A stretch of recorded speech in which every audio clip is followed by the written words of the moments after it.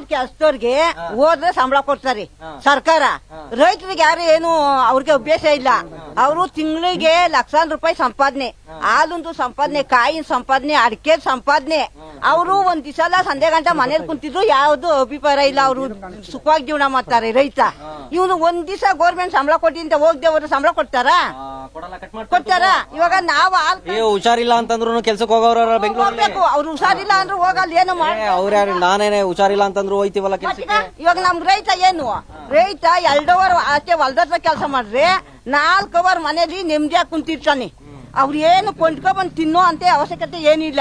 ಏನ್ ಬೇಕಾದ್ರೂ ಫ್ರೆಶ್ ಆಗಿರೋ ತರಕಾರಿ, ಹಣ್ಣು, ಈ ಸೊಪ್ಪು ಎಲ್ಲ ಸಿಕ್ಕುತ್ತೆ ಮನೆ ಒಳಗೆ ರೈತನಿಗೆ. ರೈತ ಇವಾಗ ಒಂದ್ ಕರೆಂಟ್ ಬಿಲ್ ಕಟ್ಲಿಲ್ಲ ಅಂದ್ರೆ ಅದಕ್ಕೆ ಕಮಿಷನ್ ಹಾಕ್ತಾನೆ. ಒಂದ್ ಮಂದಾಯಕ್ಕೆ ಚೀಟಿ ಕೊಡ್ತಾರೆ. ಆ ಚೀಟಿ ಏನಾನ 2 ದಿವಸ ಮಿಸ್ ಆದ್ರೆ ಅದಕ್ಕೆ ಬಡ್ಡಿ ಹಾಕ್ತಾರೆ. ಅದೆಲ್ಲ ರೈತ ಏನ್ ಕಟ್ತಾನೆ, ಅವ್ನ ಜಮೀನಲ್ಲಿ ತಾನೇ ಗೇಟ್ ಕಟ್ತಾ ಇರೋದು. ಇವನು ಜಮೀನ್ ಅಕ್ವೇರ್ ಮಾಡ್ಕೊಬಿಟ್ಟು ನೀನ್ ಕರೆಂಟ್ ಗಿದ್ದು ಡಬ್ಬೋಲಾಗದೆ ಮನಗಂಡ ಡಬ್ಬೋಲಾಗದೆ ಅಂದ್ರೆ ಅವನ್ ಏನ್ ತಿಂದ ತಂದು ಕಟ್ತಾನೆ. ಅವನೇನ್ರು ಮಕ್ಳು ಕರ್ಕೊಂಡು ಎಲ್ಗೋ ಹೋಯ್ತಾನೆ.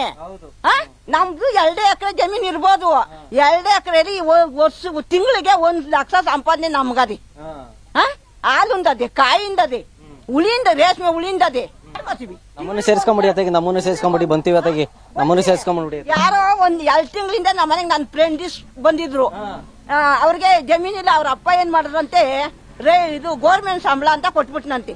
ಯಪ್ಪ ಗೋರ್ಮೆಂಟ್ ಸಂಬಳ ನನ್ನ ಮಗಳು ಚೆನ್ನಾಗಿರ್ತಾಳೆ ಅಂತ ಕೊಟ್ಬಿಟ್ಟ ಯಪ್ಪ.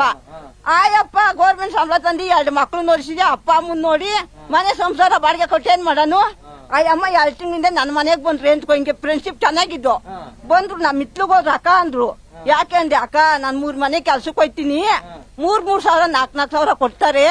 2 ಮಕ್ಳನ್ನ ಓದಿಸ್ಬೇಕು, ಕರೆಂಟ್ ಬಿಲ್ ಕಟ್ಟನೋ, ಮನೆದು ಬಾಡಿಗೆ ಕಟ್ಟನೋ ಬೆಂಗಳೂರಲ್ಲಿ.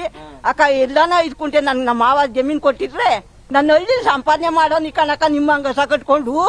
ಅಕ್ಕ ನುಗ್ಗೆ ಸೊಪ್ಪು, ನುಗ್ಗೆಕಾಯಿ, ಬಾಳೆಹಣ್ಣು, ಹಲಸಿನ ಹಣ್ಣು, ಮಾವಿನ ಹಣ್ಣು, ಕರಿಬೇವಿನ ಸೊಪ್ಪು, ನುಗ್ಗೆ ಸೊಪ್ಪು, ಶುಂಠಿ ಎಲ್ಲ ತೆಂಗಿನಕಾಯಿ ಬೇಕಾದಂಗ್ ತಗೊಂಡು ಅವ್ರವ್ರು ಬೇಜಾರ್ ಮಾಡ್ಕೊಬೇಡ ಕಣಮ್ಮ. ಹಣೆ ಬರ ಬಂದಿ ತಗೊಂಡಾಗಮ್ಮ ನಿನ್ಗೇನ್ ಬೇಕು ಅಂದೆ.